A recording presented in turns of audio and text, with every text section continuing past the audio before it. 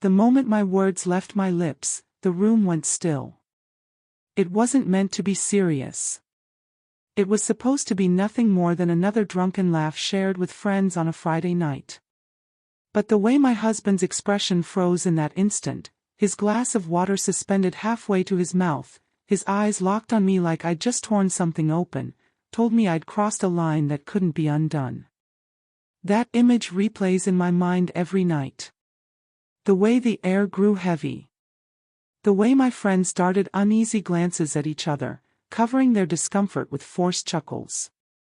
And the way Ethan set his glass down, so gently, so carefully, before excusing himself. "Be right back," he'd said, his voice steady. But I knew better. That night was the beginning of the end. We had been married 8 years. Ethan wasn't flawless, but he was good, the kind of good that matters.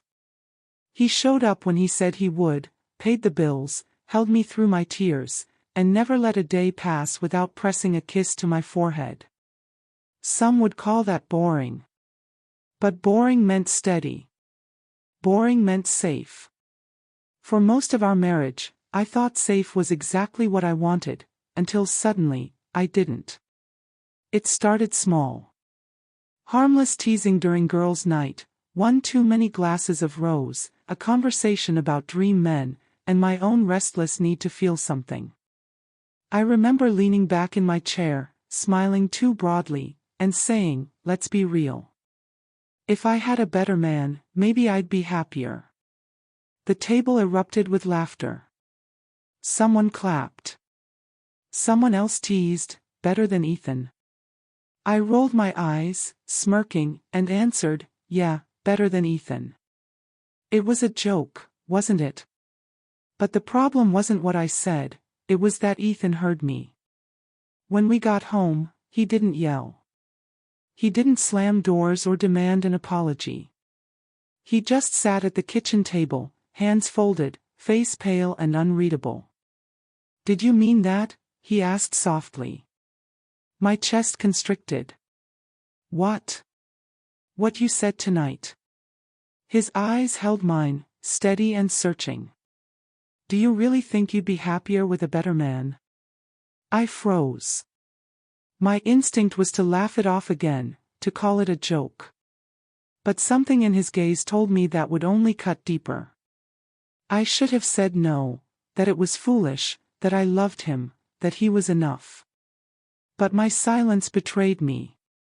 "Emily," he pressed, his voice cracking. "Tell me you don't mean it."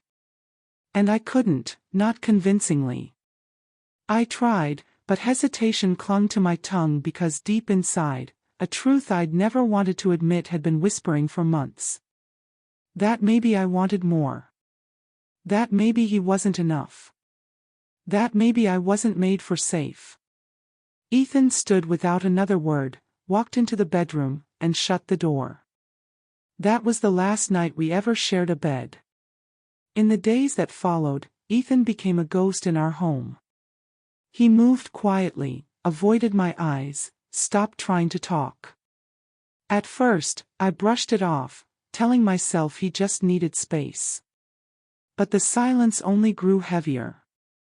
And then, 3 days later, I came home to a neat stack of papers on the kitchen counter, divorce papers, his signature already there in black ink. My stomach dropped. "Ethan." I called, my voice cracking. He appeared in the doorway, unreadable. "I can't do this anymore." "Do what?" "Be the man you tolerate. The man you joke about replacing." My chest tightened. "Ethan, it was a joke. Please, you know me. I didn't mean it." He shook his head slowly. "No, Emily. You did mean it. Maybe not exactly the way you think, but I saw it in your eyes. I heard it in your silence when I asked you to tell me otherwise." Tears burned my eyes. "You're ending 8 years over one comment." He flinched, but his voice stayed calm. "No. I'm leaving because I see now, you've been throwing us away for a long time. I begged. I cried. I tried to make him understand. But Ethan wasn't a man who acted rashly. If he'd filed, it meant he'd already thought it through. He was done. The weeks that followed felt like drowning. I kept waiting for him to soften, to return to the man who couldn't stand to see me cry without pulling me into his arms. But he didn't. He grew colder, more distant, resolved. And I unraveled. I told myself he was overreacting. Told friends he was being dramatic, that he was leaving over a stupid joke. But when their eyes flickered with something like judgment instead of agreement, I realized they saw the truth I was running from. It wasn't just the joke.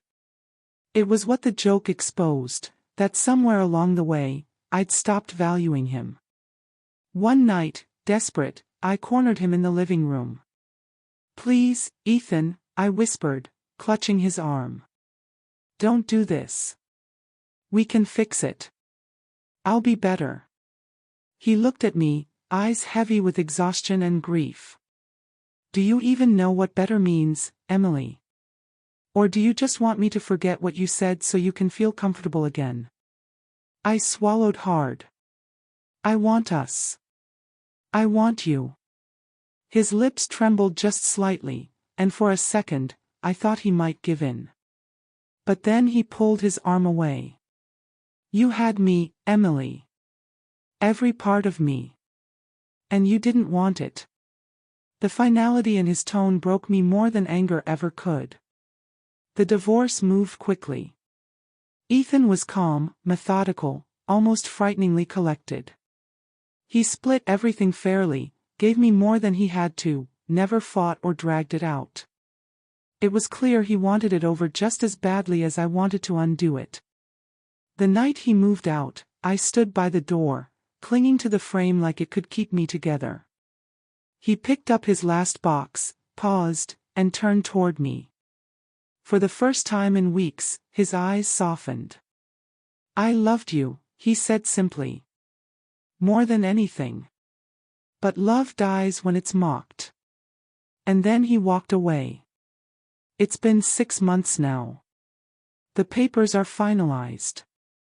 His name is gone from the mailbox, his clothes from the closet, his toothbrush from the sink. But his absence lingers everywhere. I tell myself it was only a joke, that couples say worse and survive. But deep down, I know better. Ethan didn't leave because of the joke itself. He left because it exposed what was already broken, my restlessness, my discontent, my failure to treasure what I had.